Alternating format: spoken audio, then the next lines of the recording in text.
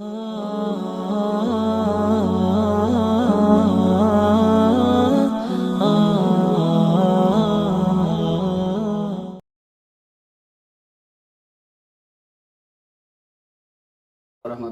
wabarakatuh.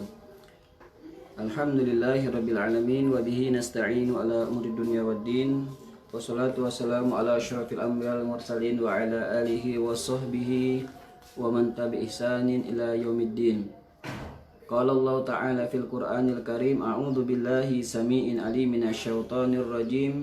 Ya ayyuhalladzina amanu taqullaha haqqa tuqatih wa la tamutunna illa wa antum muslimun. Wa qala Rasulullah sallallahu alaihi wasallam, ittaqillaha haitsuma kunta wa atbi'i sayyi'atal hasanata tamhuha wa khaliqin nasa bi khuluqin hasanin. Yohani rahimakumullah, alhamdulillah kita bersyukur kepada Allah Subhanahu wa taala. Sore lanjutkan kajian fikih Siam dan kita masih membahas tentang masalah orang yang berhak atasnya rukhsah untuk tidak berpuasa, yakni musafir atau orang yang sedang safar. Terkadang kita bertanya bagaimana dengan status seseorang yang memang setiap harinya adalah keluar kota, ya, seperti supir bis, ya, seperti pilot, ya. Mereka ini terkadang harus pergi secara kilometer, jelas sudah masuk batas untuk melakukan, ya, yang namanya safar. Orangnya jelas disebut musafir. Namun apakah orang yang punya kebiasaan safar seperti tadi, ya, sopir, ya, masinis, kemudian pilot, itu bisa tiap hari tidak puasa, padahal itu pekerjaan dia yang mungkin dilakukan secara bertahun-tahun, ya. Rahimakumullah, dalam hal ini ada 4, ya, keadaan. Orang yang setiap hari melakukan safar dan safarnya jelas dia sampai batas minimal diperbolehkan seseorang untuk melakukan buka. Bagaimana statusnya kalau itu pekerjaan, ya, pekerjaan tiap hari rutin, bahkan, ya, dia melakukan itu, ya, setiap harinya. Yang pertama, ya, keadaan biasa safar dan itu suatu hal yang rutin. Dalam artian seperti sopir yang tiap hari dia berjalan pagi dari Lampung, ya, sampai di Solo, sampai di Jogja, besok pagi istirahat sebentar, nanti pergi lagi ke Lampung, terus seperti itu. Nah, orang yang seperti ini, ya, untuk tetap berpuasa, ya. Saya ulangi, orang yang punya rutinitas sopir seperti ini, mereka wajib untuk terus, ya, melakukan ibadah puasa. Dari pagi tetap harus sahur, dari perjalanan tetap harus berpuasa, namun nanti ketika ada masyakoh, dia puasanya.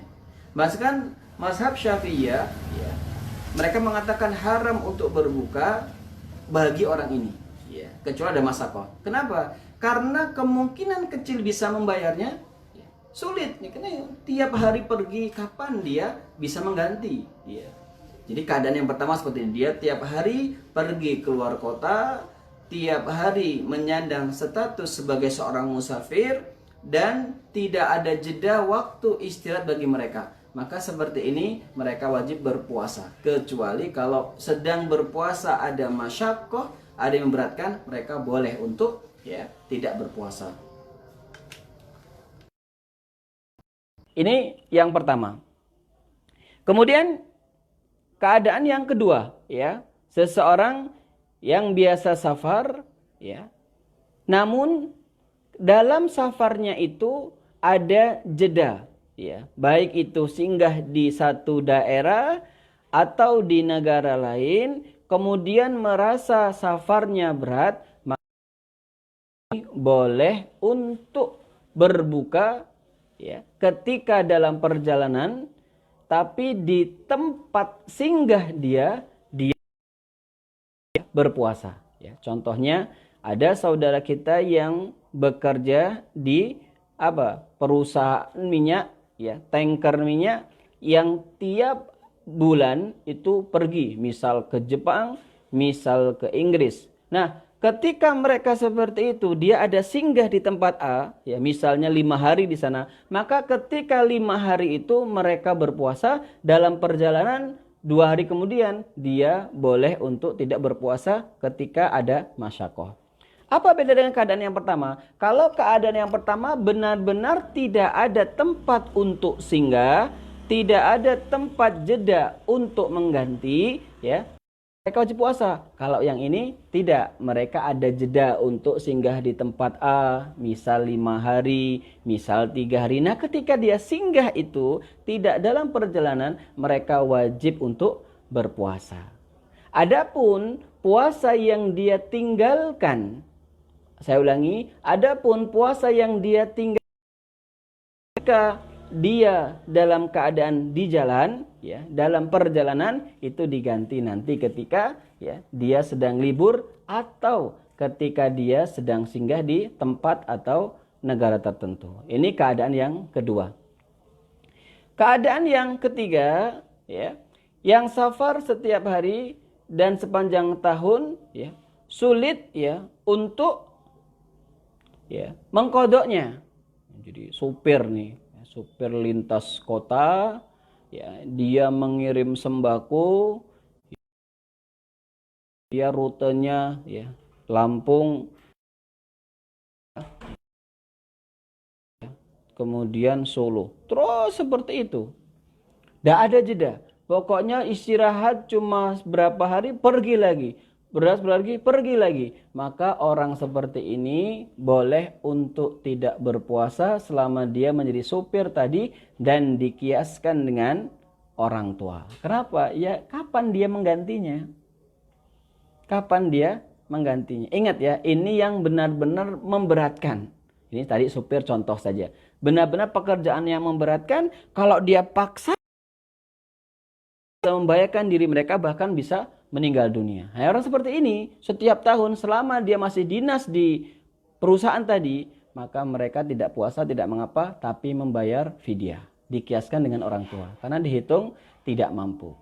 Kemudian keadaan yang keempat, orang yang safar, tempatnya nyaman, ya, seperti nahkoda, ya, dia membawa, ya, kapal tanker, ya. Di situ ada keluarganya, ada tempat tinggalnya, makanan cukup, ya.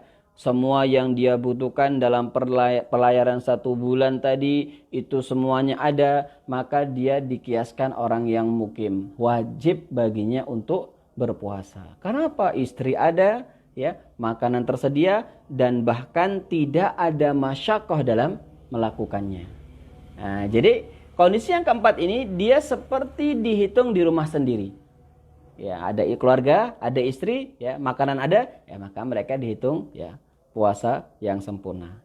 Kesimpulannya, yang pertama, seluruh safar yang menjadi kebiasaan, baik yang memberatkan atau tidak memberatkan, hukumnya boleh untuk berbuka. Ini kesimpulan yang pertama.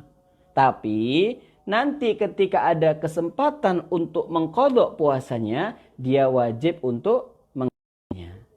Yang kedua, adapun safar yang nyaman, ya, istri dibawa, makanan tersedia, tidak ada masyakah atasnya, ya, maka wajib berpuasa meskipun jarak yang dia tempuh berhari-hari, bahkan mungkin berbulan-bulan lamanya. Kenapa? Ya karena dia dikiaskan seperti orang yang mukim. Ada istri, dia butuh apa tinggal ngomong.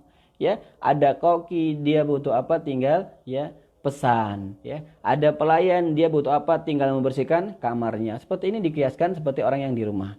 Ya, jadi seperti itu. Yohan rahimakumullah, 4 keadaan orang-orang yang selantiasa melakukan safar dalam hidupnya. Ini kami ambil dari 2 kitab, ya. Pertama, Su'alatus Shaimin, Fatwa fi Masail wal Adhiyah Siyamun Ramadan, ya, karangan Abdullah Zubair Abdurrahman, halaman 87, dan Majmu' Fatawa Syekh Ibnu Taimiyah, maaf, ya, Syekhul Islam Ibnu Taimiyah, ya, pada mujalad yang ke-36 halaman 213. Sekian, ya, semoga Allah Subhanahu wa taala senantiasa memberikan kemudahan kepada kita dalam menjalankan siam tahun ini, ya. Ya, kami ulang untuk sebelum diakhiri ya materi kita. Yang pertama, kalau dia biasa safar dan itu suatu yang rutin, ya. Rutin bersafar, ya. Sulit untuk ada waktu menggantinya, ya. Maka dia wajib untuk berpuasa.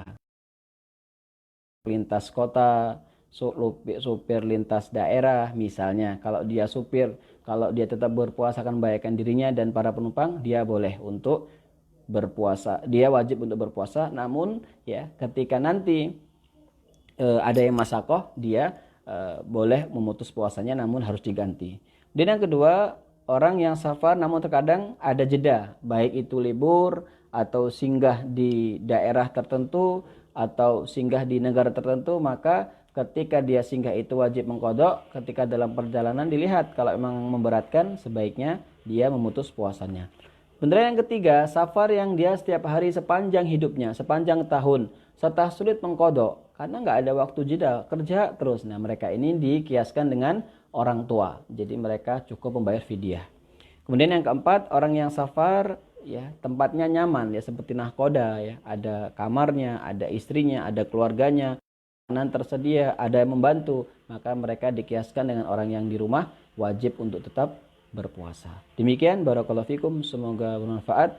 Kita dengan membaca doa kafaratul majlis. Subhanaka Allahumma bihamdika asyhadu alla ilaha illa anta astaghfiruka wa atubu ilaik. Wassalamualaikum warahmatullahi wabarakatuh.